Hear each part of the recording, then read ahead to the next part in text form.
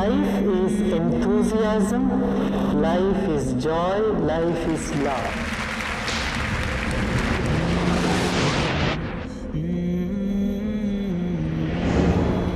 And I challenge anyone, any human being, to point out a single teaching from the Quran or the Sahih Hadith which is against humanity as a whole.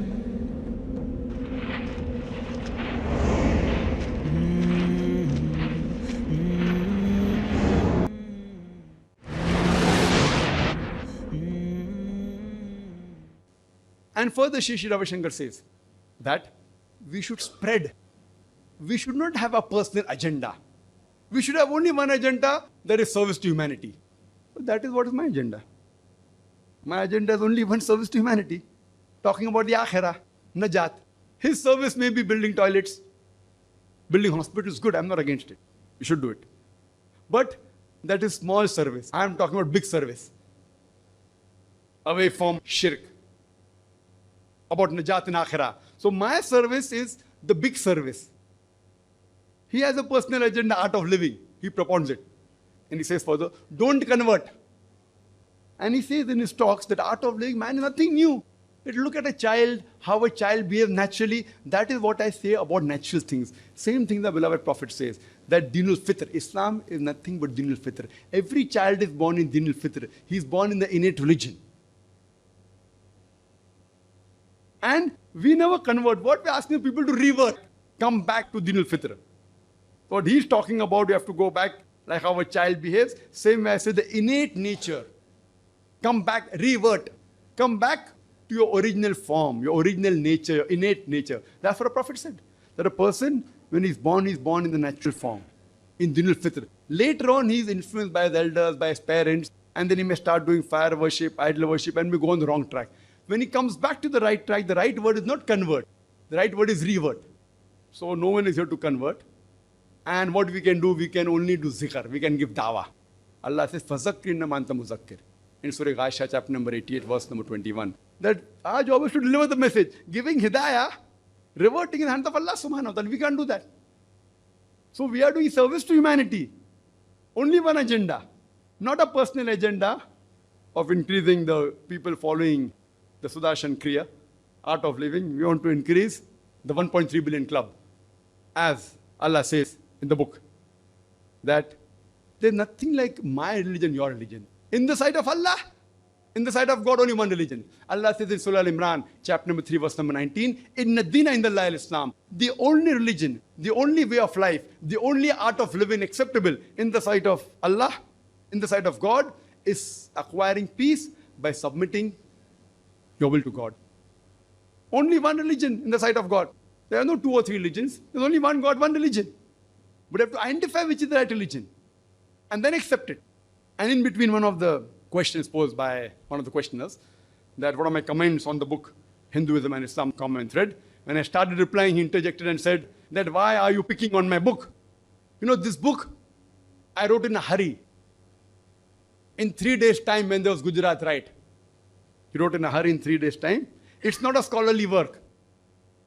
And he said, Dr. Zakir Naik has understood and he agreed that my intention was good. So why are you picking on this book? I wrote in a hurry. Forget about it. Therefore, I only had the first print, the second print I will not be printing. I do agree. After reading the book, his intention wasn't to cause harm to the Muslims or to degrade, or his intention was maybe to get the two communities closer. Intention is important, but everything is not intention. If my intention is good and if I cause loss to someone, I, being a student of compassion, I can realize. But if some other Muslim reads this book, Hinduism and Islam are common thread, it may create riots. The amount of fallacies, the mistakes that are here, more than 100 in this 32-page book, more than 100 mistakes. You can talk for hours together, which I don't intend doing now. Hours together only on this small booklet of 32 pages. I yet don't doubt his intention. He said, I wrote in a hurry. Imagine in the question answer time when someone poses a question, within few seconds I have to give an answer. Few seconds. Within 4-5 seconds I have to give the answer. The answer may be for 5-6 minutes. And if I say something and say, I said in a hurry and I speak against Hinduism, won't there be riots? If I say something wrong? It should be authentic, whether I say in a hurry or not. Who asked you to do this in a hurry? And if I say something is a problem, writing a book. See, if I say something, slip of the tongue, can be excused. Said something in a hurry, can be excused. Writing a book, black and white proof. And then saying it's not a scholarly work, it is wrong. If a person doesn't know what is there common in Islam and Hinduism, he should not attempt such things. It's a good thing that it hasn't created problems. Otherwise, this book can cause great damage to this country. The amount of mistakes that are there. In fact, he did agree there are mistakes in this book, but I feel that he should not only withdraw this book, it's yet being sold in Art of Living. I just got from his organization a few days back. So it's yet being sold. If he knew it was wrong, few thousand books cost how much? Nothing. He should have withdrawn it and seen to it that it is not sold in future. Yet selling means, if he agrees it is wrong, and he's not a poor man, he's a rich man. Few thousand books don't cost much. But one thing, alhamdulillah, he at least agreed in public that the books had mistakes, which I did cover a few in my talk dealing with the topic. But the other mistakes, when the question was posed, didn't allow me to think, and I agreed with that. I said, fine, he agreed. It is wrong, I will not comment. And I sat down. I didn't reply to the question. But I feel at least the major points have to be replied, because this book is in circulation, and the person writing the book is very famous, one of the most famous spiritual guru of India. So, inshallah, in the next few minutes, I don't intend taking a very long time. As only talking about this book will take hours together. I'll just speak for a few minutes and point out the major mistakes in this book. Some I did cover in my talk, which I shall say in brief. Shri Ravi Shankar writes in this book, Hinduism and Islam, the Common Thread. On page number 1, in the introduction, he says that the Quran says you should kill the kafir. It is there in the Quran, out of context, which I covered in my question and answer session. It is a verse of Surah Tawbah, chapter 9, verse number 5. He's not giving the reference of the context. The context is there was a peace treaty between the Muslims and Mushriks of Makkah. Peace treaty was broken unilaterally by the Mushriks of Makkah. In the battlefield, Allah says, when the enemies come, don't get scared, fight them, kill them. In context, in the battlefield. It's not otherwise.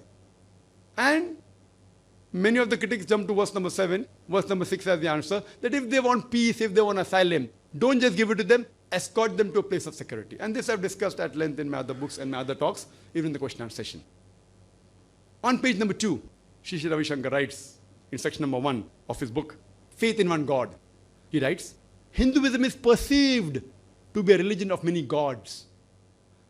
Contrary to this perception, Hinduism is a religion of only one God. Though 7 colors make up the rainbow, it comes from one white light.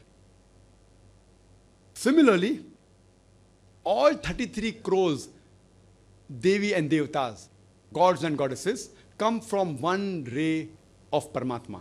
Crores of Devis and Devatas, gods and goddesses, are rays of one Paramatma, super being, intelligent. As far as the first part is concerned, I'm completely convinced, which I spoke in the talk, in the dialogue, that Hinduism is perceived to be a religion of many gods, but it believes in one God. And then he says, it believes in Advaitya, non-dual monotheism. And says that those 7 colors make up a rainbow. It comes from one ray of white light. Similarly, all 33 crores of Devis and Devatas, gods and goddesses, are rays of one Paramatma, super being. To give this comparison, according to me, is again kutarka, illogical. To a layman, he'll be convinced, Hare, it's right. Rainbow made of 7 colors, but one light. God, 33 crores, one God. Today, science tells us that light is made up of 7 colors, vibgyo, violet, indigo, blue, green, yellow, orange, red. But each color by itself is not white light. All 7 colors put together in the proper proportion make up pure white light. If anyone is missing, it is not pure white light. So to give this example to 33 crores of Devis and Devatas, equivalent to one God, is as though saying that Almighty God has got 33 crore components. It is like saying that one human body has got 11 parts, 2 legs, 2 hands, 1 head, 1 neck, 2 shoulders, 1 chest, 1 abdomen, and 1 pelvis. 11 parts. But each body part does not make up the complete human body. All put together in the right place make up one complete human body. Each part does not make up a human body. And if anyone is missing, it's not a complete human body. So to say that one Paramatma has got 33 crores Devis and Devatas is to say as though God Almighty has got 33 crores parts. But each part by itself is an Almighty God. So what do you do worshipping that Devi and Devata? And even if one Devi Devata is missing, it's not complete God. So to give this example is illogical. But further he says in the same paragraph, one God has got many names, has got 108 names or 1008 names. This I agree, that God has got many names. Because Rigved says, and I mentioned in my talk, in the dialogue, Rigved book number 1, hymn number 164, verse number 46, Ekkam Sat Vipra Bahuda Vedante. Truth is one, God is one. Sages and saints call him by various names, by many names. So this I don't object to. And the Quran also says, in Surah Isra chapter number 17, verse number 110, Qulidullah avidur rahmana ya matadu falal asmaul husna. Say call upon him by Allah or by Rahman. By whichever name you call upon him, to him belong the most beautiful names. You can give any name to Allah subhanahu wa ta'ala as long as it is a name which he has given himself. It should be a beautiful name. And there are no less than 99 different names given in the Quran and the authentic hadith for Allah subhanahu wa ta'ala. In the Vedas, they say 108 names, 1008 names according to the Vedas. No problem. But the name should be a good name. It should be a name which Almighty God has given himself. So giving many names is not a problem, but giving an example of rainbow, 7 colors and 1 light, is like Almighty God has got 33 crores and parts, is illogical. Names, no problem. You can have many names. For example, my name is Zakir Abdul Karim Naik. I can also be called as Abu Farik Zakir Naik, father of Farik Zakir Naik. I can also be called as Abu Zikra Zakir Naik, father of Zikra Zakir Naik. Or Abu Rushda Zakir Naik, father of Rushda Zakir Naik. 4 names, all 4 are same, all 4 pointing to me, all 4 are unique. It cannot mean anyone else. 4 different names, but same person. Names can be different. But only my arm by itself is not Zakir Naik. Only my leg by itself is not Zakir Naik. If my arm is missing, I'm not complete Zakir Naik, I'm incomplete. So similarly, you can give different names as long as the name is correct. In Islam, it should be a name which Almighty God has given himself. No less than 99 mentioned in the Quran and Sahih Hadith. So, names is not a problem, but saying it has got different forms and parts and race, it's illogical, it is kutarka. In this 32-page book, more than 100 mistakes. You can talk for hours together. On page number 1, in the introduction, he says that the Quran says you should kill the kafir. Out of context, Ravi Shankar writes in section number 1 of his book, Faith in One God. He writes, Hinduism is perceived to be a religion of many gods. Contrary to this perception, Hinduism is a religion of only one God. To give this comparison according to me is again kutarka, illogical. Ravi Shankar says that the picture of the person is not the person. The visiting card of the person is not the person. Similarly, the idol is the symbol of Chaitanya, of consciousness and divinity. I disagree. Further, Ravi Shankar writes on page number 4 that Islam believes in a formless God, though it recognizes the image and the symbol in the Kaaba. Furthermore, he said, Prophet Muhammad, when he came back to Makkah after being victorious, he demolished, he broke down all the idols in the Kaaba except the central object of worship, that is the black stone. No idol worshipper ever worshipped the black stone. Furthermore, he writes on page number 7, he says, Ramadan comes from Sanskrit word Rama and Dhyan, means to meditate in the month of Ramadan. To say that Ramadan is derived from Sanskrit word Rama and Dhyan again is illogical. Furthermore, he said that the word namaz, which is worship in Islam, is derived from the Sanskrit word nama and yaj. Now, where did he get this word namaz and from nama and yaj? Point number 1, namaz is not an Arabic word. He writes on page number 3. He says that who prays is important. To whom you pray is not important. Now, this statement, to whom you pray is not important, who praise is important is totally against the Hindu scriptures. Further, he says that in Islam, the symbols and signs used is moon and star. Now, where in the Quran, nowhere does the Quran or the Hadith ever say that moon and star are symbols of Islam. He also says that in the Vedic practice, when a person dies, he is cremated because that is helpful for ecology. But in Vedas, in Hinduism, even burial is given permission, means you can even bury. In Islam, because there were no trees in the deserts, they could not burn, so they buried in the hot sand because the hot sand did the job of cremation. This is his logic, Kutarka. Now, where does he get this from?